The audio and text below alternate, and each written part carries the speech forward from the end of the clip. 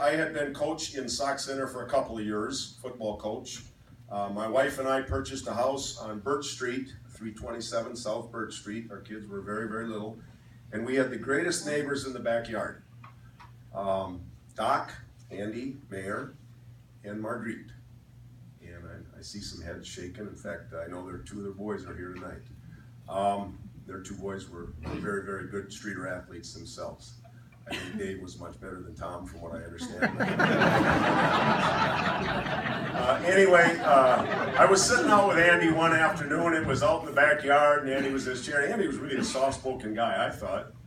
And of course, he was an old man when I got to know him. But Andy was he was rocking in his chair, and I think he knew I was the football coach.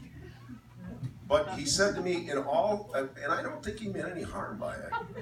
But he said, you know, that Lou Barley, he was the best football coach this town will ever have. Yeah, I've heard a lot of good things about it, Andy. Anyway, like I said, I don't think Andy meant any harm by it, but I know he meant it.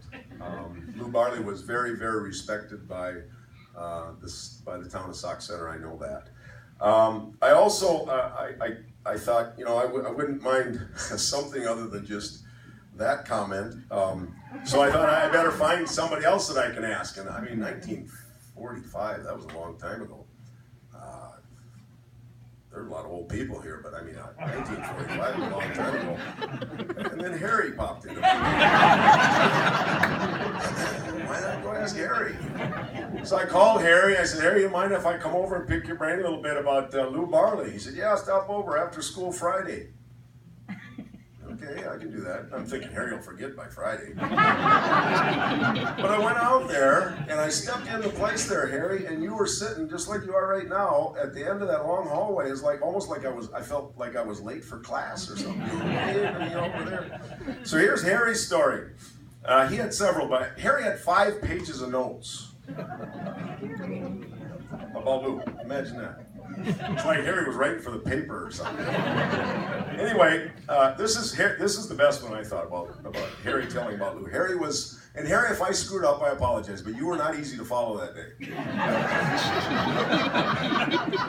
Like most other days. Pastor tells me your classroom was like that too, Harry. Anyway, here's what Harry said. Harry was an assistant basketball coach for Lou. And they were in the district finals playing over against Alexandria. You just nod if I'm right, Harry. If I screw up, we'll just pretend like you're nodding. It was, I guess it was a great game. Outstanding basketball game against Alexandria. Sauk Center versus Alexandria. And Alec ended up getting the win. And the game was done, and I can't imagine this happening anymore, but back then it was traditional, evidently, for the coaches to kind of meet in a mutual room of some sort and discuss and the refs were there, the way I understand it, and just kind of talk about what a good game it was and what a great event and what a great experience for the kids and all that good stuff, I'm sure. And I'm sure Lou was pissed because they just got beat. But he's trying to be a nice guy with the Alec coach and all this stuff. And Harry says this guy walked in, suit and tie, and Lou and Harry didn't know who this guy was, but he walked in. And here was his quote. Harry quotes him. You know, guys, we being Alexandria, we just had to have this game. And Harry said, Lou was a big, strong man.